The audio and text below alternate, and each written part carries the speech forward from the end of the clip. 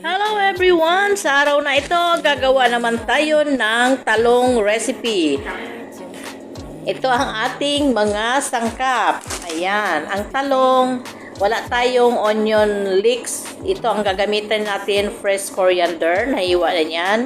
Ito ang ating mga pepper, maanghang at saka bell pepper, salt, pepper, ating mayonnaise at saka lemon. Mayroon din tayong nahiwa doon na onion and garlic and ginger na ready na. Ngayon, hiwain natin ang ating talong into cubes.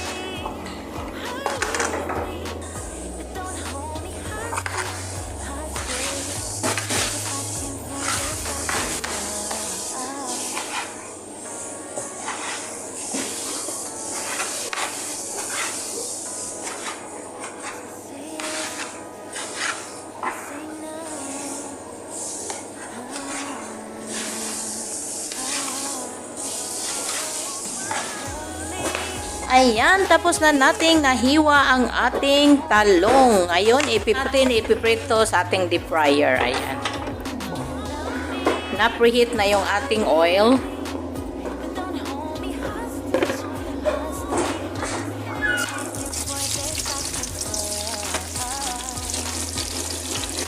Ingat lang, kaya mainit ang ating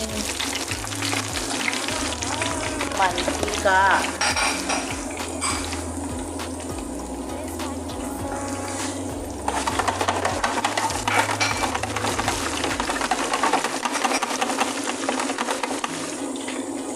Yan, prito lang natin yan siya hanggang mag-brown. Yung parang nagpiprito tayo ng ordinaryong talong. Ayan, while piniprito natin ang ating talong, hiwain natin ang ating chili. Pero kung ayaw nyo ng maanghang, tanggalin nyo yung chili. Ayan, ito maanghang ito.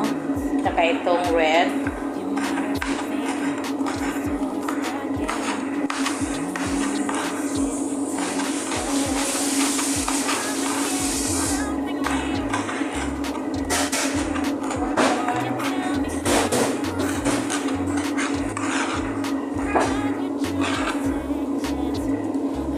Tapos itong ating malaking bell pepper na pahaba, ito ating green. Kalahati lang ating gagamitin.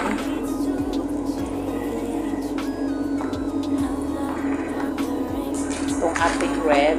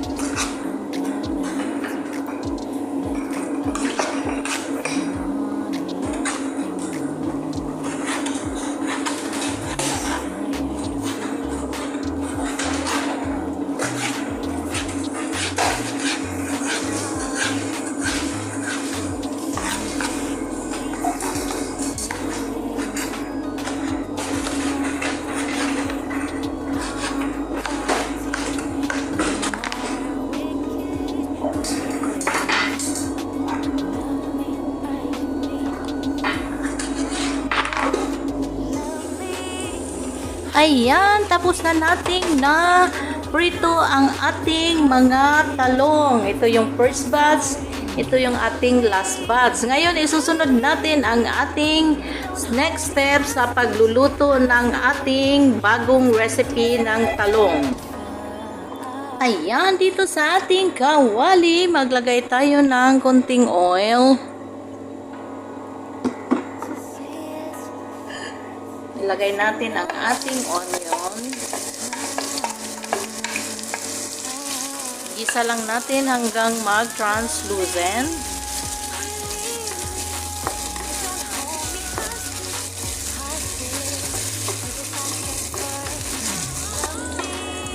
Sunod natin ang ating garlic, minced garlic, ayan. Saka ang ating ginger.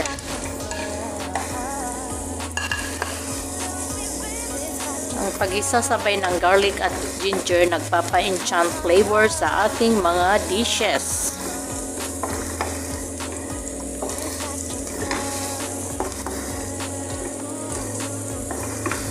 Yan, saute lang natin hanggang maglabas yung kanyang aromatic smell ng ating garlic and ginger. Ayan, nag-brown na ang ating garlic, ginger. Lagay natin ang ating bell pepper. Lagyan natin ang ating chili.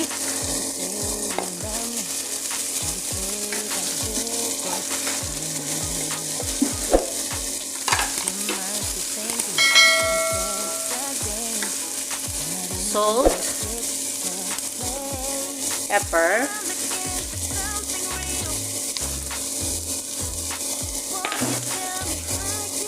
Ating oyster sauce.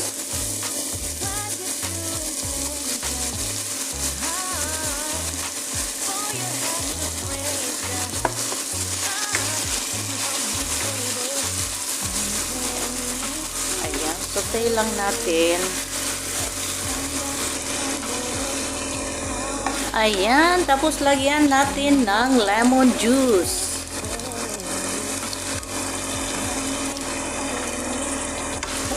Ayan, isote natin.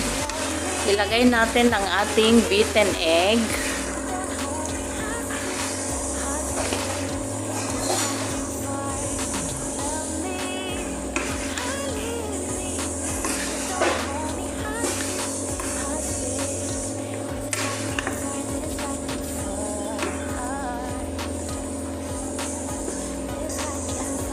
Ayan, pag ganito na ang ating egg, ilagay na natin ang ating eggplant.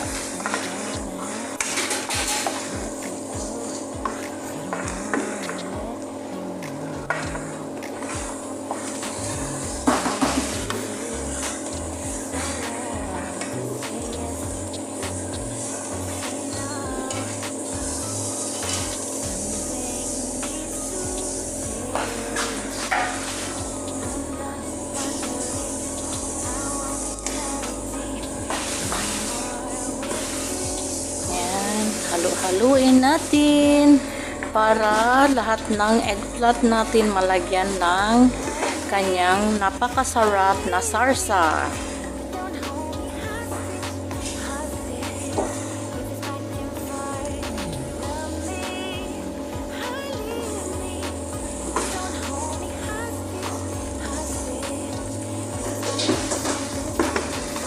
Huwag lang nating i-overmix para hindi maano yung crispiness ng ating fried eggplant.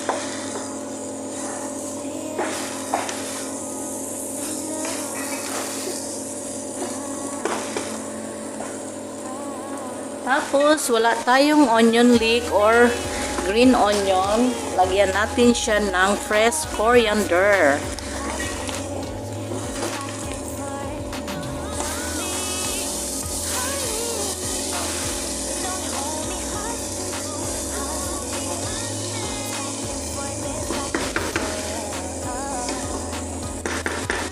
And ang ating final task, lagyan natin ng mayonnaise.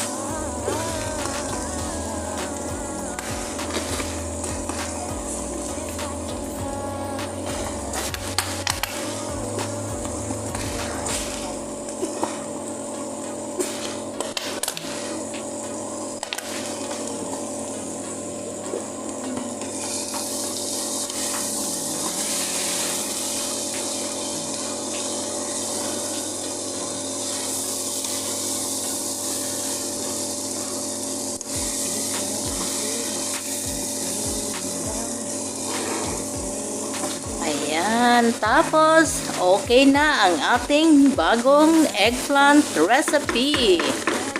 Ilalagay natin siya sa ating serving dish.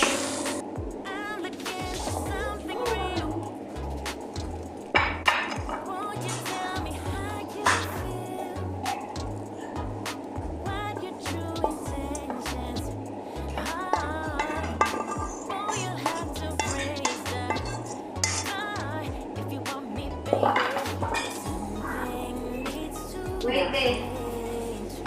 Kalian lang.